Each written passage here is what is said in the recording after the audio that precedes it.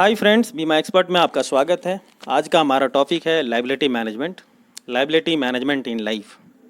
क्या ज़िंदगी में लायबिलिटी मैनेजमेंट की ज़रूरत है या नहीं है? अगर है तो इसमें टर्म इंश्योरेंस का क्या रोल है? अगर आप भी मेरी तरह एक मिडिल क्लास हैं तो ये वीडियो आपके लिए है। हम सभी एसेट मैनेजमेंट तो करते हैं पर अपनी लायबिलिटीज़ को मैनेज करने के बारे में नहीं सोचते। आइए इसको ऐसे देखते हैं। अनिल और सुनील दोनों दोस्त हैं और एक अच्छी कंपनी में सॉफ्टवेयर इंजीनियर हैं। दोनों की एक अच्छी लाइफस्टाइल है, बेहतर सैलरी है। वक्त के साथ दोनों की शादी होती है और 2 बच्चे भी हो जाते हैं।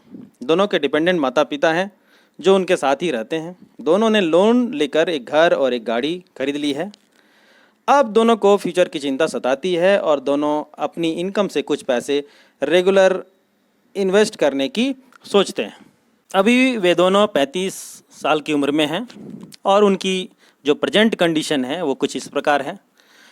दोनों के डिपेंडेंट्स पेरेंट्स हैं, अनिल के भी और सुनील के भी, स्पाउस और 2 बच्चे। साथ ही उन दोनों ने 42 लाख रुपए का होम लोन ले रखा है, अनिल ने भी और सुनील ने भी। साथ ही एक कार लोन है जो 8 लाख रुपए की है। अनिल और सुनील दोनों अपनी इनकम से महीने के 10,000 रुपये की सेविंग करने की सोचते हैं, जिसमें अनिल इस 10,000 रुपये में SIP, म्यूचुअल फंड, PPF जैसे कुछ जगहों पे अपने पैसे को रखते हैं। वहीं सुनील 1,500 रुपये मंथली देकर एक टर्म प्लान ले लेते हैं, टर्म इंश्योरेंस लेते हैं जो 1.5 करोड़ रुपए की होती है, जिसका सम इंश्योर्ड 1.5 करोड़ रुपया होता है। और बाकी 8,500 रुपये जो बचते हैं उसको ये भी SIP, म्यूचुअल फंड और PPF में इन्वेस्ट करते हैं। इनका ये इन्वेस्टमेंट करीब करीब 10% ईयरली रिटर्न देता है। 5वें वर्ष के अंत में 8 लाख रुपया अनिल का कुल रकम होता है, कुल बचत होता है। और सुनील चूँकि कम इन्वेस्ट कर रहे थे, 8,500 ही इन्वेस्ट कर रहे थे, तो इनकी जो कुल सेविंग होगी 6.5 लाख रुपये की होगी। वहीं 10वें वर्ष के अंत में अनिल 20 लाख रुपया की बचत करते हैं और सुनील 17 लाख रुपये की बचत कर पाते हैं। 15वें वर्ष के अंत में अनिल 41 लाख रुपये की सेविंग करते हैं और सुनील 35 लाख रुपये की सेविंग करते हैं। 20वें वर्ष के अंत में अनिल का 75 लाख, सुनील का 65 लाख और 25वें वर्ष के अंत में रिटायरमेंट की एज तक अनिल 1 करोड़ 30 लाख रुपये की टोटल सेविंग हो पाती है और इनकी 1 करोड़ 10 लाख की प्लस रिटायरमेंट, ये इनका कुल जमा पूंजी होता है पूरी ज़िंदगी का। रिटायरमेंट के बाद दोनों की लाइफ स्टाइल एक ही जैसी है क्योंकि रकम में कोई ज़्यादा फ़र्क नहीं है। ये हुई एक आइडियल कंडीशन। मैं कामना करता हूँ कि आप सबकी लाइफ अच्छे रिटायरमेंट के साथ बीते, लेकिन सबों के लाइफ में रिटायरमेंट नसीब नहीं होती। एक बार कल्पना कीजिए कि वे दोनों ऑफिस के काम से एक कार में जा रहे हों और एक सड़क दुर्घटना में उनकी डेथ हो जाती है। अब अनिल के फैमिली के पास क्या बचा है?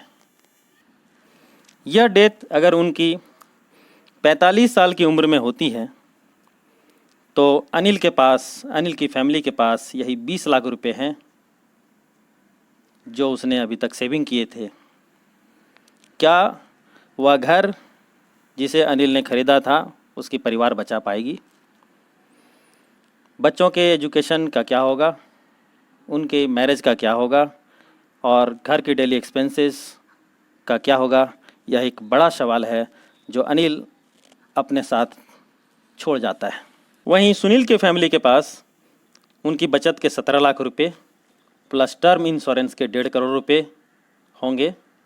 अगर इसे किसी सेफ इन्वेस्टमेंट प्लान में रख दिया जाए, डाल दिया जाए, तो इस पैसे से आराम से घर के को भी बचाया जा सकता है, बच्चों की एजुकेशन अच्छी से कंप्लीट करवाया जा सकता है, उनकी अच्छी तरीके से शादी की जा सकती है और डेली एक्सपेंसेस भी उसी लाइफ स्टाइल के साथ मेंटेन किया जा सकता है जैसा कि सुनील के रहते हुए किया जा रहा था।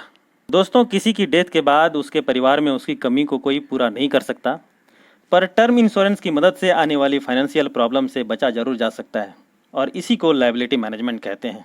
क्या होती हैं हमारी लायबिलिटीज़? ये कुछ डेली एक्सपेंसेस, चाइल्ड की बेहतर एजुकेशन, होम लोन, एक सुंदर सा घर, और बच्चे की शादी एट्सेट्रा। टर्म इंश्योरेंस का प्रीमियम बहुत ही कम होता है, अतः हम इसकी मदद से अपनी लायबिलिटीज़ को मैनेज कर सकते हैं और इसे लेते समय अपने लायबिलिटीज़ की रकम को ध्यान में रखकर ही सम एश्योर्ड का चुनाव करें। आप अपने पीछे अपने परिवार के लिए एक फाइनेंशियल बैकअप छोड़ना चाहते हैं या काफ़ी सारे सवाल, ये चुनाव आपका है। अगर आपके पास बहुत सारा पैसा है तो फिर सोचने की ज़रूरत नहीं है, पर अगर आप भी मेरी तरह एक मिडिल क्लास हैं तो निश्चित रूप से आपको अपने लाइफ की लायबिलिटी मैनेजमेंट पे आज ही अपने स्पाउस के साथ बैठकर चर्चा करने की ज़रूरत है। और अगर आपने टर्म इंश्योरेंस लेकर अपनी लायबिलिटीज़ को मैनेज कर लिया है तो अपने दोस्तों के बीच इसकी जागरूकता लाएं। इस वीडियो को अपने जानने वालों के बीच शेयर करें, उनको भेजें, इसकी ज़रूरत पर चर्चा करें, कंजर्वेटिव थॉट से बाहर आएं और आज के समय में टर्म इंश्योरेंस के महत्व और उसकी ज़रूरत को समझें। साथ ही मुझे प्रोत्साहित करने के लिए आप हमारे इस यूट्यूब चैनल को सब्सक्राइब ज़रूर कर लें, साथ ही बेल आइकन को भी दबा दें ताकि इस तरह की और भी वीडियोज़ अगर मैं आपके लिए लाऊं तो उसका नोटिफिकेशन आपको मिल पाए। समय देने के लिए आपका बहुत बहुत धन्यवाद। Thank you very much. जय हिंद।